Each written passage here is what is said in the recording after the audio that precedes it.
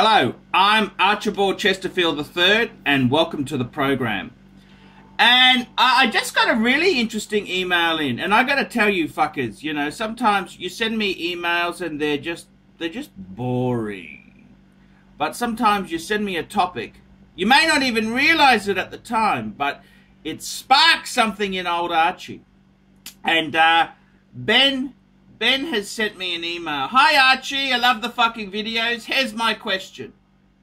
How much should I spend on a watch considering I make $54,000 a year?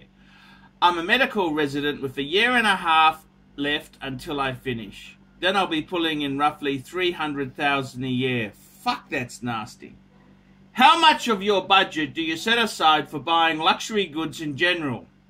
I'm 29, so I'm looking at getting a respectable vehicle, start a legitimate watch collection, and get into a good place. I'm playing the field, so no long-term bitches to get in my way. I currently own a vintage Omega Seamaster, my grandfather's watch, and a Bulova, my first foray into mechanical watches. Had it for 5 years. Thanks, man, and let me know how I can make a donation. Think you, Ben. Now, we better just firstly... donations to archieluxury72@gmail.com via PayPal. That's the best way to make a small donation. Just advise them I will make a video for you. Good question. It's a really good question. And I gotta tell you the truth there. Just make sure I spelt the email address. Yep, that's cool. Okay, let's have a look at your two choices there. Okay, you've got an Omega Seamaster, and I don't know whether it's a gold capped or a solid gold one. I think it's a capped one. The gold looks a bit too shiny to be solid gold. And I can see from the dial it's had some water damage. Not a fantastic piece. Not a fantastic piece there, Ben. So, you know, you've got to be a bit careful. Got to be careful with these vintage pieces. And the Bolivar's a complete piece of fucking shit. That is fucking turd. That is just shit floating. Okay, so let's have a talk about this question here. How much do you need to spend? And you need to spend what is necessary to get a decent wristwatch. I'll say it again, fuckers. You need to spend what is necessary to get a decent wristwatch. Now, it doesn't matter if you're a doctor, whether you are driving a garbage truck, or whether you're unemployed, fuckers. Doesn't matter. Even if you're sucking on the teat of society, like some of my viewers are with welfare. A decent wristwatch, what's it going to cost? Now, my advice to you, my advice is simple. My advice is simple, okay? Forget the car, forget any other thing. You need to get a decent wristwatch. The price doesn't change. What you should be doing, you need to buy a pre-owned sapphire Rolex watch, okay? Pre-owned, pre-ceramic, Rolex sports watch. That's what you fucking need to do there. That's what you need to do there. You need to fucking get a pre-owned Rolex steel sports watch. Simple. Simple, simple, simple.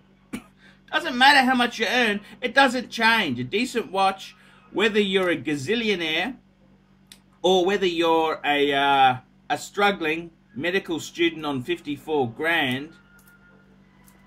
Struggling on 54 grand. I love the way you fucking doctors say this shit. But, look, man, you just need to get a decent watch. Like an Explorer 2. On these here, on the used market, you can pick these up for about $5 US. $5 US will get you a pretty good one. $5.5 US. That's what you need to spend. The other option is a Submariner no date. Strangely, they're actually a bit more than the Explorer 2. You're probably looking about $5 US, little smidgen more, $5.5 US, or perhaps a date Submariner. excuse me, what I would do is, if I were you, Doc, buy a pre-owned one. Go to my friend Kenny Nguyen, Jewelers on Time, talk to Kenny and get a watch. You need to spend what is necessary. Now let me say this to you. I used to say, hey, your first watch, get an Omega Speedmaster. No, that is out. We're going into 2015. I reckon you need something waterproof. Okay, the first watch in your decent watch collection, because that Bolivar's garbage, okay? That's fucking garbage. You need to get a Rolex. Rolex Sports Steel. That's what you need. Rolex Sports Steel, pre-owned, sapphire, pre-ceramic. Okay, that's what you got to remember. That's it, Doc. That's it. That is a decent watch. Forget the car, forget anything. You need the Rolex. After you've, buy an old $2,000 banger, $1,000 banger, an old Corolla from the 90s. Get the Rolex, fucker. Get the Rolex.